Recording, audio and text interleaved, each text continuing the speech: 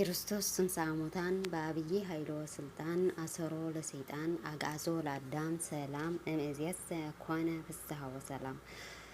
ሰላም ስድራ ለእግዚአብሔር ከመይ ትውዕሉ ከመይ ተምስዩ በበቆጻጸራ ሰዓትኩም እንኳ ዕፅሕና ንሓደ ግንቦት ዓመታዊ ክብረ በዓል ልደታ ለማርያም እናተባህለ ዝፅዋዕ ንሎማዓንቲ ሒዘልኩም ዝቐርቡ ደሞ ናይ ማርያም ግንቦት ሓፃር ህይወት ታሪክ ናይ ኣዴና ቅድስቲ ቅዱሳን ወላዲተ ኣምላኽ እግዝእትነ ማርያም ግንቦት ሓደ መዓልቲ ልደታ ለማርያም ድንግል እዩ። ነቃ ገነት ኣዘቅተ ማየ ህይወት ዘይውፅ ምሊባነስ ንስኺ ኣታኽልቲ ከም እትሰቲ ዓይኒ ማይ ዒላ ህይወት ካብ ሊባነስ ዝውሕዝ ሩባ ኢኺ። ኣዴና ቅድስቲ ድንግል ማርያም ብፍቓድ ኣምላኽ ካብ ኣቦኣ ኢያቄም ካብ ኣዲኣ ሃና ነሓሰ 7 መዓልቲ ተጠኒሳ ግንቦት ሓደ መዓልቲ ተወለደት። እንኳዕ ደስ በለና ደስ በለኩም ብሓቂ። ኣዴና ቅድስቲ ድንግል ማርያም ተዘይትወለደት ኣብ ኣዲኣ ማህፀን ውሽጢ ኮይና ብዙሕ ተኣምራት ወመንክራት ሰሪሓ እያ። ቅድስቲ ሃና ኣርሳብያን ዝተባሃለ ሓደ ዓይና ዝዓወረት ሓትና ነበረታ። ክትጥይቓ መፂኣ እግዚአብሔር ብምሕረቱ በፂሕልኪ እንኳዕ ደስ በለኪ እናበለት ናይ ሃና ማህፀን ዳሰሰታ። እታ ኢድ ናፍታ ዝጠፍኣ ዓይኒ ሓሰየቶ ዓዊሩ ዝነበረ ዓይኒ በረህላ ብተኣምራት ረኣየታ። ካልኣይ ድማ ናይ ሃና ሓው ኣቦ ወዲ ዝኾነ ሳሙሶን ዝተባሃለ ሞይቱ ሃና ከይዳ ናይ እቲ ዓራት ጎኒ ሒዛ እናባኸየት ከላ ጽላላ ምስ ዓረፎ ሞይቱ ዝነበረ ተሲኡ ሰላም ለቺ ሃና እመ ህይወቱ ለዘገብረ ሰማይ ወምድረ ሰማይን ምድርን ዝፈጠረ ናይ ኣምላኽ እኖ ሓጉኡ ሃና ሰላም ንዓኺ ይኹን ኢሉ መስከረ። ህይወ ተመሊሱ ዓሪፉ እዩ። ከምዚ ዓይነት ተኣምር ምስ ረአዩ ኣይሁድ ብቅንኢ ተለዓሉ።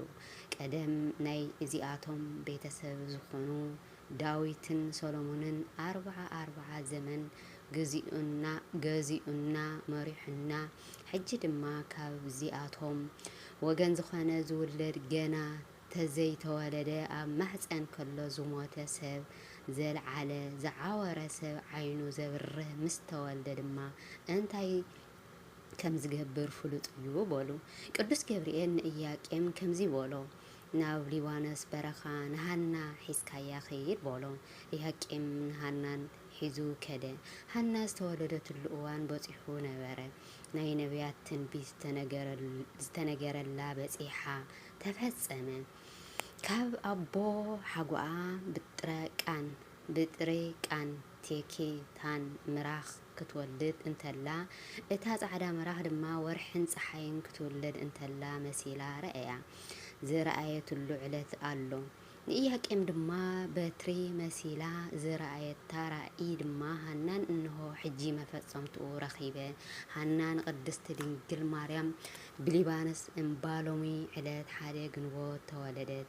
እንኳዕ ደስ በለና ደስ በለኩም። እዚ ስለ ብጥርቃን ቲክታን ትሕት ኢልና ወይ ወለዶ ሓረግ ክንዝርዝር ኢና።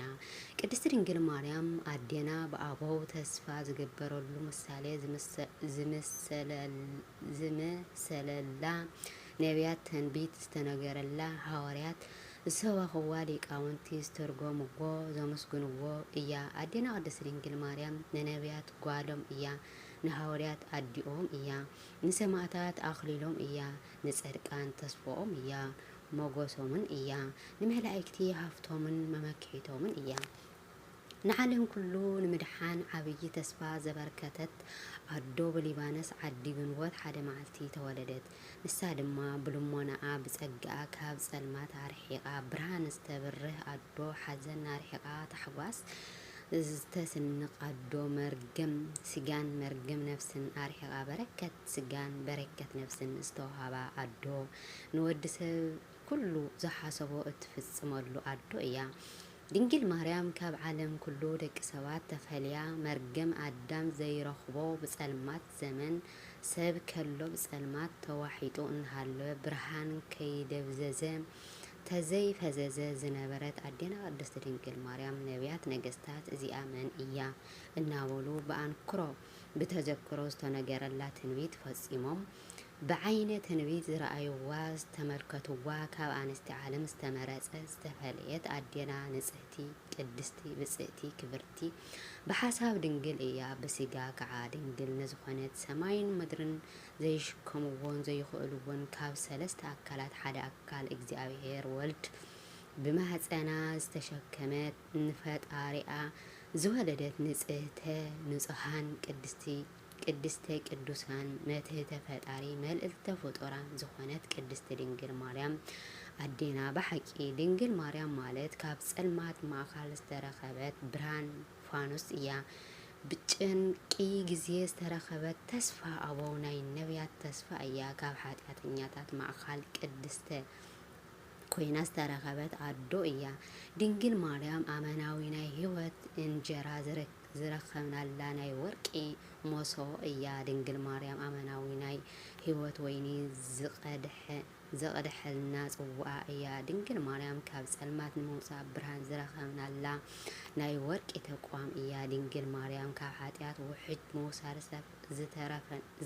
ዝተረፍናላ ምክንያት ድሕነት ምርካብ ዝኾነትልና እያ። አዴና ቅድስት ድንግል ማርያም ብምቕጻል ንቅድስቲ ድንግል ማርያም ክብሪ ካብ ቅዱስ ያሬድ አንደበት ዝተፈነወ ናይ ጣዕሚ ዜማ ከምዚ ይብል ዮም ፍስሐ ኮነ በእንተ ልደታ ለማርያም እምሃና ወኢያቄም ከመ ትቤዞ ነቢያተ ወጻድቃነ አማን ተወልደት እመ ብርሃነ ካብ ሃናን ኢያቄምን ብማርያም መውላድ ሎሚ ታሕጓስ ኮይኑ ኣሎ ንነቢያት ንሐዋርያት ንሰማዕታት ንጻድቃን ብልሞናኣ ንኽተድሕን ብሓቂ ናይ ብርሃን አዲኦም ተወለደት።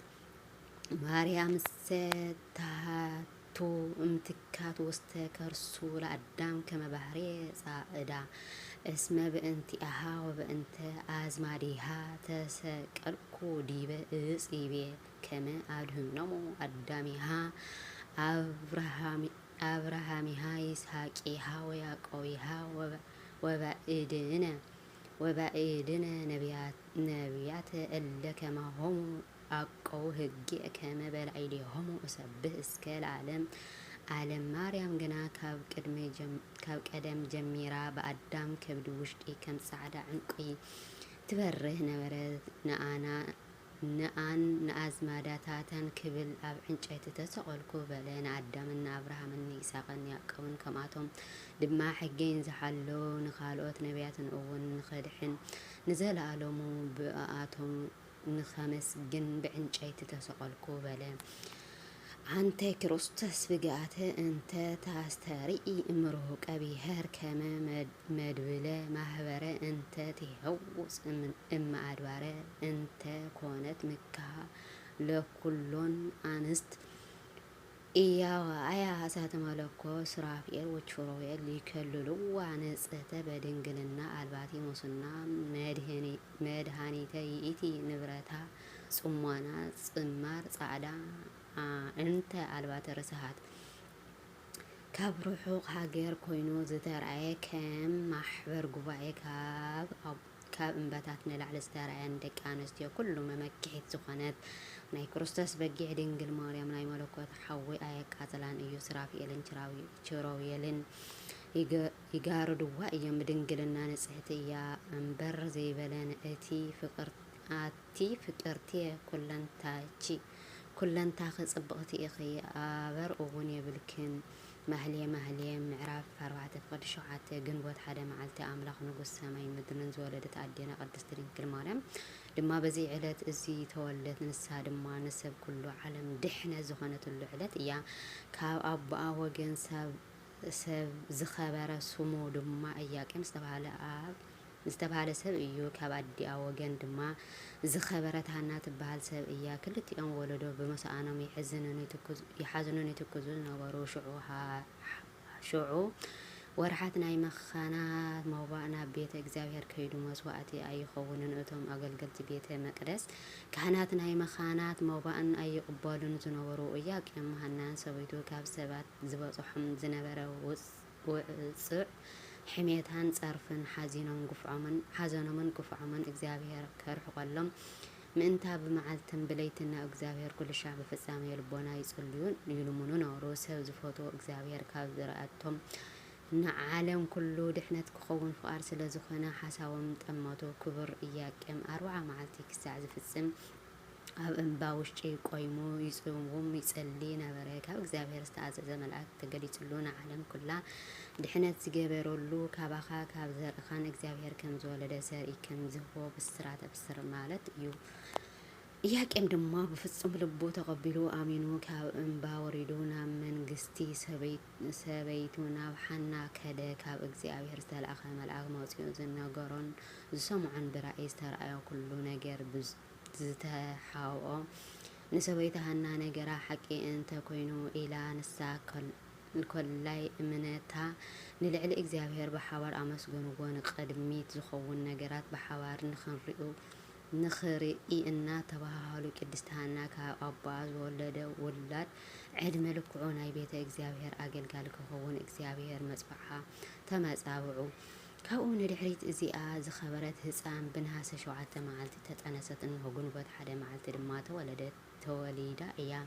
ስማ ድማ ኣዲኣ ሃና ማርያም ኢላ ሰሜታ። ተርጉሙ ድማ ናይ እግዚአብሔር ሃፍቲ ዝዓደልክዋ ማለት እዩ። ብሓቂ ናይ ዓለም ኩሉ ኣዴና ቅድስት ድንግል ማርያም ደቂ ኣስራት ኢና ኩለና ብኣኣ ሰማያዊ ሃፍትን ዝረኸብናላ ኣዶ እያ እሞ እግዚአብሔር ይመስገን። ናይ ስጋን ናይ ነፍስን መድሓኒት ዝረኸብናላ ብኣኣ ምክንያት እዩ። እግዚአብሔር መፂኡ ዘድሐነና ኣዴና ቅድስት ድንግል ማርያም ቅድሚ ዓለም ኣብ ሓይልና ኣምላኽ ዝነበረት ከም ምዃና ገና ከይተወለደት ትንቢት ተናጊሩላ ስዋኤ ተቆፂሩላ ዝነበረ ምስ ተወልደት እውን ኣዶ ኣምላኽ እንዳተባሃለት ከም እትነብር ቅዱሳን መጽሓፍቲ ዘመስክሩላ እዮም። ብዛዕባ ልደታ ቅድስት ድንግል ማርያም ነቢይ ኢሳያስ ካብ እግዚአብሔር ብዝተዋሃበ ጸጋ ትንቢት ከም ዝተነበየት ትወፅእ በትረ ሰርዌ እሰይ ወይ ኣርጉ ጽጌ ጉንዲ ካብቲ ጉንዲ እሰይ በትሪ ክወፅእ እዩ። ካብቲ ሱር እውን ቆጥቋጥ ክፈሪ እዩ። ካብቲ ጉንዲ በትሪ ድማ ከዕንበዩ ጠጥዒ ክትወፅእ እያ ዝብል ትንቢት ነቢይ ነይሩ ኢሳያስ ምዕራፍ 11 ኣብዚ ቃል እዚ በትሪ ዝተባሃለት ቅድስት ድንግል ማርያም ክትከውን ከላ ዓንቢባ ጠጢዓ ዝተባሃለት ድማ ጎይታ ኣምላኽና መድሓኒና ኢየሱስ ክርስቶስ ኣብዛ ምድራዊ ዓለም መፂኡ ካብ ቅድስተ ቅዱሳን ድንግል ማርያም ካብ ስጋ ካብ ነፍሲ ወሲዱ ካብ ኣብ ምውላዱ ዘመልክት ትንቢት እዩ። ቅዱሳን ነቢያት እግዚአብሔር ብዝገለጽዎ ጸጋ ረቂቕ ምስጢር ትንቢት ናይ ኣዴና ቅድስት ድንግል ማርያም ልደታ ዝተነበዩ ነቢያት ብዙሓት እዮም። ንኣብነት ቅድሚ ኢሳያስ ዝነበረ ንጉስ ቅዱስ ዳዊት ንልደት ቅድስት ድንግል ማርያም ኣመልኪቱ እግዚአብሔር ንጽዮን ሓሪዋ እዩሞ ምሕደሪኡ ክትከውን ድማ ፈቲዋ እዩሞ ከምዚ ኢሉ እዚ ንዘለኣለም መዕረፍቱ እያ መሪፀያ እዩሞ ኣብኣ ክሓድር እየ። መዝሙረ ቅዱስ ዳዊት ኢሳያስ 2 ፍቅዲ 13-14 ጽዮን ኢሉ ፀዊዕዋ ዘሎ ንቅድስት ድንግል ንቅድስተይ ቅዱሳን ድንግል ማርያም ምዃኑ ምግንዛብ የድሊ እዩ። ከም ብሓድሽ ነቢይ ኢሳያስ ከምቲ ትውለድ ምስ ተወልደት ከዓ ብንጽህና ድንግልና ንኣምላክ ከም እትውለድ ክገልጽ እግዚአብሔር ባዕሉ ምልክት ክህበኩም እዩ። እንሆ ድንግል ክትታንስ እያ ወዲ እውን ክትወልድ እያ ስሙ ድማ ኣማኑኤል ኢላ ክትሰምዮ እያ ኢሉ ተንቢእ ኢሳያስ ምዕራፍ 7:14 እዚ ትንቢት እዚ ቅድስት ድንግል ማርያም እትውለደሉ ዘመልክት ጥራይ ዘይኮነስ ኣካላዊ ቃል እግዚአብሔር ኢየሱስ ክርስቶስ ካብኡ ከም ዝውለድ ዝገልጸሉ ትንቢት እዩ። ስሙ ድማ ኣማኑኤል ኢሉ ክትሰምዮ እያ። ኣማኑኤል ማለት ድማ እግዚአብሔር ምሳና ማለት ምዃኑ ነንብብ ትርጓሚሁ ጽሒፍዎ ኣሎ። እዚ ንኣምላኽ ወላዲት ቅድስቲ ኣዶ ትወልድ ከም ዝኾነ ምፍላጥ ኣገዳሲ ስለ ዝኾነ ናይ ትውልዲ ነገር ከምዚ ዝስዕብ እዩ። ኣብ ላዕላይ ጠቂስናዮም ዝነበርና ናይ ትውልዲ ሓረግ ሕጂ ክንቆፅሮ ኢና። ብጥርቃን ቲካን ዝበሃሉ ሰባት ኣብ ኢየሩሳሌም ብሓድነት ይነብሩ ነበሩ። ንሳቶም እውን እግዚአብሔር ዝኣመኑ ዝፈትዎም ብሩኽ ኣብ ቅድሚ ሰብን ኣብ ቅድሚ እግዚአብሔርን ብቕዓትን ብዙሕ ሃፍቲ ዝነበሮም ሰባት ነበሩ። ንሱ እውን ንሰበይቱ እዛ ኩላ ዝኣከብናዮ ሃፍቲ እንታይ ክንገብሮ ኢና? ዝወርስ ወላድ የብልናን። ንስኺ መኻን ኢኺ ኣነ ከዓ ካልእ ሰበይቲ ኣይፈልጥን እየ በላ። ንሳ እውን ኣምላኽ እስራኤል ዝገበሮ ነገር ዝፍለጥ የለን ትማል ምሸት ብሕልመይ ጻዕዳ ምራኽ ካብ ማህፀነይ ክወፅእ እታ ጻዕዳ ምራኽ እውን ጻዕዳ ምራኽ ክትወልድ ከምኡ እንዳበለ ክሳብ 7 ትውልዲ ክወልድ ርኢኹ።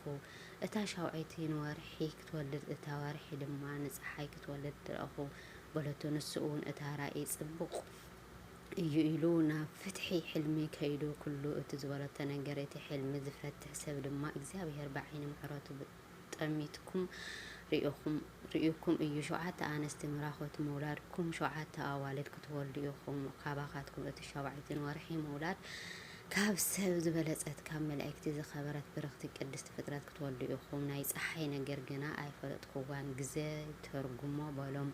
ኣብቲ 7 ወርሒ ድማ ጓል ወለደት ኣብ ሻሙናይ መዓልቲ ድማ ስማ ሄኤማን ኢሎም ሰመይዋ ኣውፅላ ሄኤሜን ማለት ድማ ዝተመጸባዕናያ ረኺብና ማለት እዩ።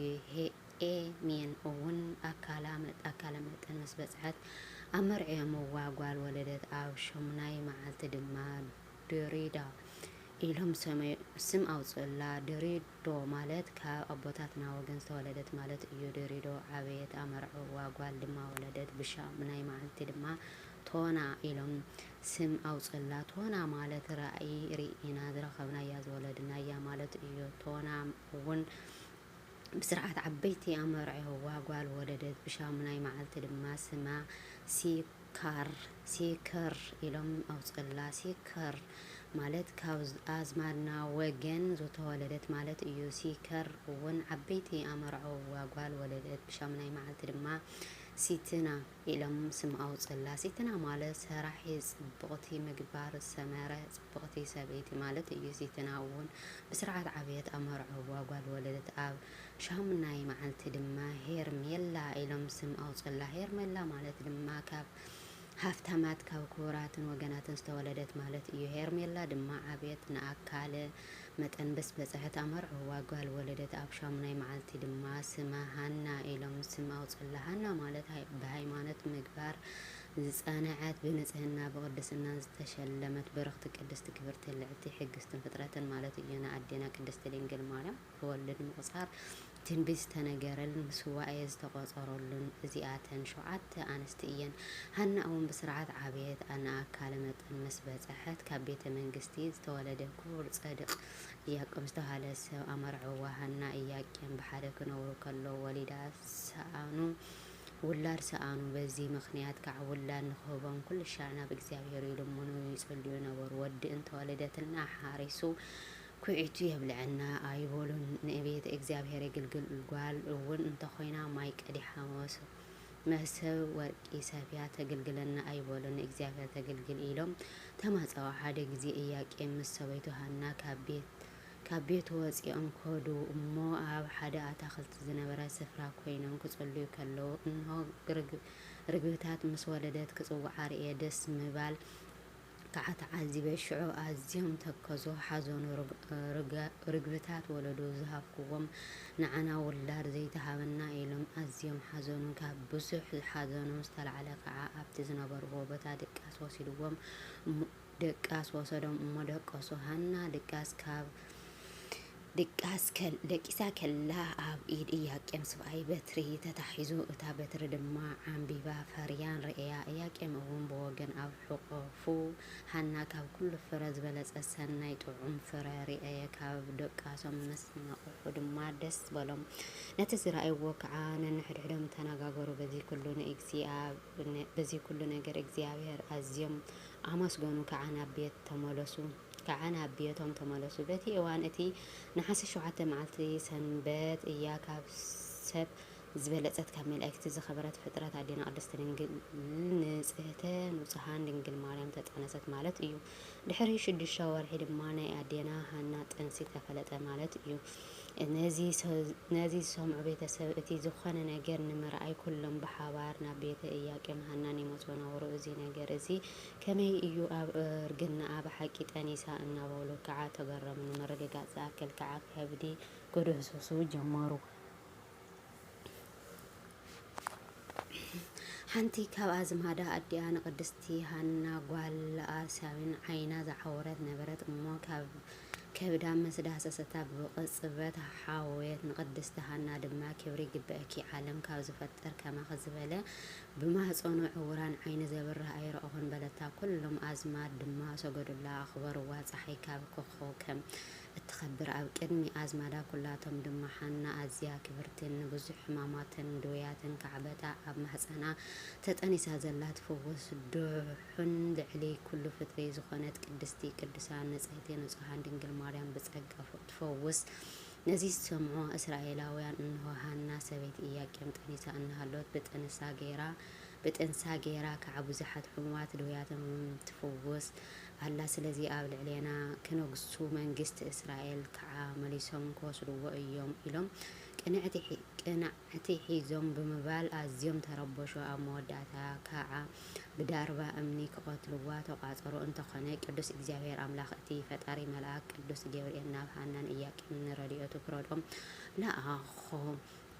ሒዝዎም ከዓ ናብ ሊባኖስ በረኻ ወሰዶም። እቲ ጥበበኛ ሰሎሞን ዝተባሃለ ንጉስ ከምዚ በለ ኣቲ ፍቅርቲ ኩለንታቺ ጽብቕቲ ኢኺ ኣበር እውን የብልክን ካብ እምባ ሊባኖስ ምሳይ ንዒ ማህሌ ምዕራፍ 4 ካብ 7-8 ዝበሎም እንታና ክፍጸም ከዓ ኣዴና ቅድስቲ ድንግል ማርያም ብሓደ ግንቦት ኣብ ሊባኖስ ተወለደት ማለት እዩ። ብልደት ቅድስተ ቅዱሳን ድንግል ማርያም ጭራ ድሕነት ተጀመረ። ነዚ ሪኦም ኩሎም ኣዝማር ተሓጎሱ። ከምኡ ዝኣመሰለት ጽብቕቲ ወለዶ ሪኦም ስለዘይፈልጡ ከዓ ኣዝዮም ባህ ደስ በሎም ማለት እዩ። ባሕቲ ግንቦት ናይ መሕጎስ ኢና፣ ባሕቲ ሓጎስ፣ ባሕቲ ራህዋ፣ ባሕቲ ሰላም ይኹነና እግዚአብሔር ናይ ኣዴና ቅድስቲ ድንግል ማርያም መውላዳ ንዓለም ብምሉኡ ድሕነት ከም ዝኾነትና ኩሉ ሕጂ ኩሉ ኣማላድነታን ፍቅሪ ረድኤታን መስኩላትና ህዝበን ክርስቲያን ይኹን ርሑስ ባሕቲ ይግበረልና አሜን። ወስብሐት ለእግዚአብሔር ወለወላዲቱ ድንግል ወለመስቀሉ ክቡር። ነዘንጠጥቆ በአፈ ትጉሃን መላእክት ይተአርመልኝ።